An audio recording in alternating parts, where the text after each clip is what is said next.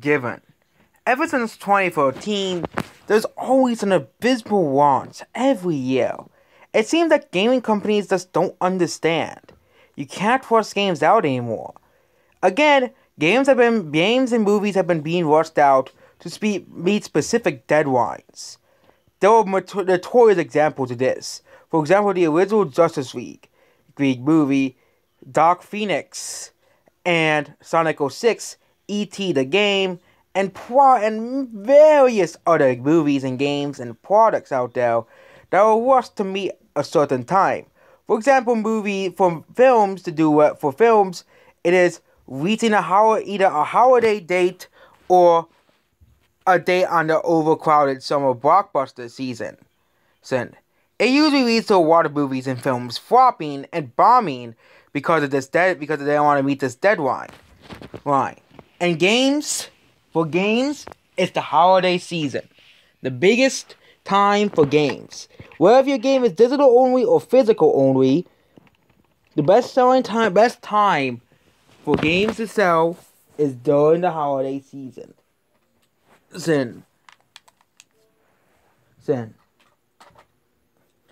And you have a lot of successful games that come out. A lot of critically acclaimed games. 2020 was an abysmal year for gaming.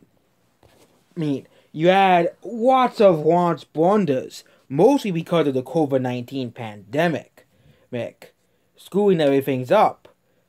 But it seems that in 2021, you'd think that developers have learned a lesson over the tens of decades of rushing movies out to meet a deadline.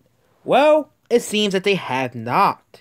Battlefield 2042 is only the latest example of a game or movie or film or a TV show wanting to meet a certain deadline, usually around a holiday day or a specific month for people wanting to watch movies the most, and it really hurts a lot of games that could have been really good if they didn't just rush them out. Of course, for every Ocarina of Time, you have your Sonic 06. For every Mario Odyssey, you have your Superman 64. For every Breath of the Wild, you have Bubsy 3D. And for every actually good game, you have your Last of Us Part 2. Yeah, a game that supposedly one game. Yeah, I still do not think The Last of Us Part 2 is anywhere close to the best game of 2020. Plus, there was only like a couple of good games in 2020 anyways. But Battlefield 2042 is complete and utter garbage. I did not pre-order the game, and I'm not going to buy the game. First of all, I have warned. Don't buy games from EA. It's just that simple. But it seems that people keep falling for the same traps over and over again. Pre-ordering games before they come out. With Nintendo games, I can understand why you would pre-order a Nintendo game. Because of Nintendo, at least you know you're getting quality games. But don't pre-order games. I don't know why people still do. It's just, second nature. I know people want to pre-order games because they want to get it at once, or they want to buy it get it as quickly as possible to get for little Timmy on holiday for Christmas, or his birthday. But Battlefield 2042 is the latest example of a game that should have been a March or April release, and at least work to pass the game. And the funny thing is, they always say to pass the game. Like the Cyberpunk developer, Positive Red are saying, "Oh, we're doing Cyberpunk to pass the game up." Usually, when a game gets delayed, a game's gonna be garbage. That phrase is be a delayed game. A rushed game is forever bad, but a delayed game is eventually good. Well, it seems that doesn't even work. That doesn't even work anymore, because Battlefield 2042, just like Cyberpunk, was a game that was constantly being delayed. It is because developers constantly lie to the player base, to the people who pre-order the game, to the people who watch the trailers, and put in lies about the trailer, about the game. There are many games that have basically their whole entire reputations have been ruined because the developers lied to the audience. The people who were playing the game. Okay?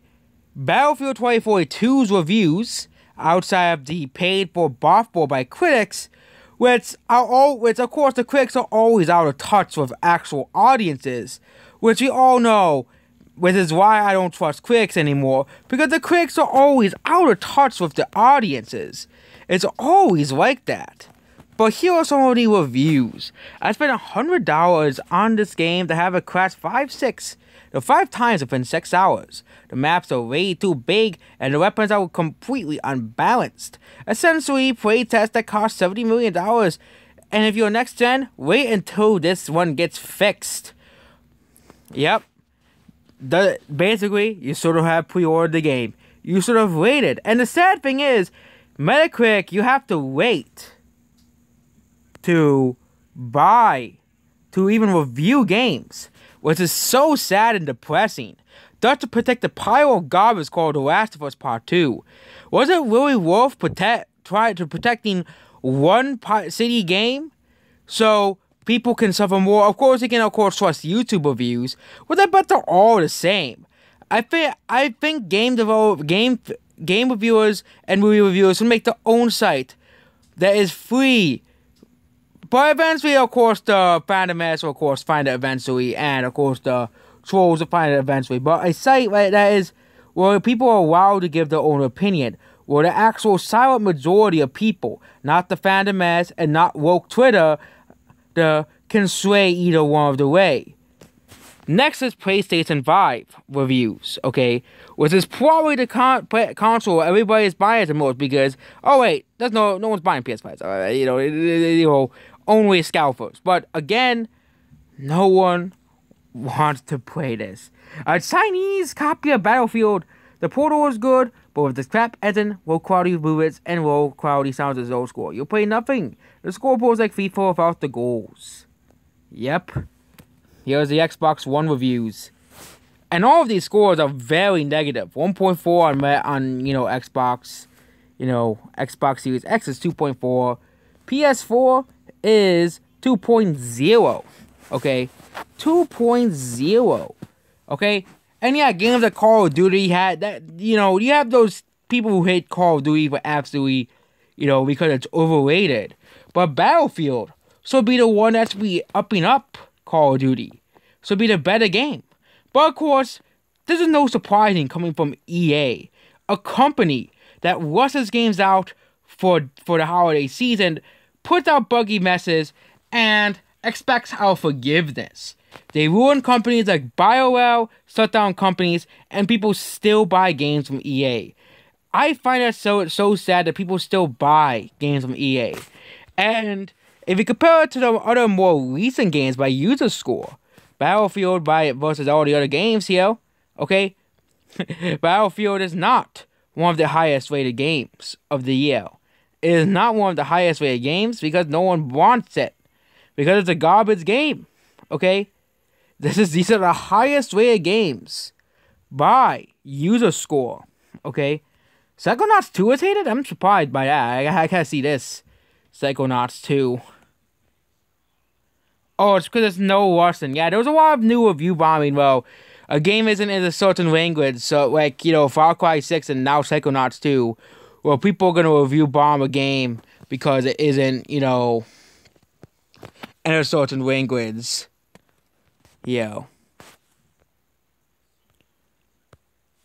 But yeah, it's a digital only game. No wonder I never bought it. It's Psychonauts 2. I never even played the first game, so yeah. But Battlefield 2042 sort of an example.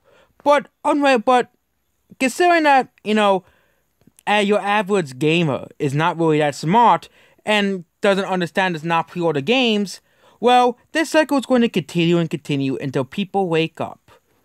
I know you're not going to convince every single person to not pre-order games, but there are still people who still have trust in EA to give you good products. That's the most laughable part. After all of the horrible things EA has done to gaming, people still think EA is still a small minority of people who think EA is a good company, and you'll probably never convince them that EA is a good company. A company that will milk you for all you're worth and try to get every nickel and dime out of you, and release rushed and buggy and glitchy games to basically ruin developers. And that's basically it about this video. Goodbye.